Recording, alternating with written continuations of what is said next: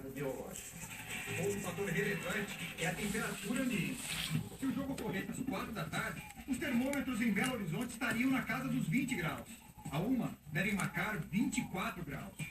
Essa variação, mesmo que pequena, pode ampliar o nível de desidratação dos jogadores, e isso afeta diretamente o desempenho deles em campo. Numa partida, a temperatura do jogador sobe até 4 graus. A arma que o corpo humano tem para lidar com o calor é a transpiração.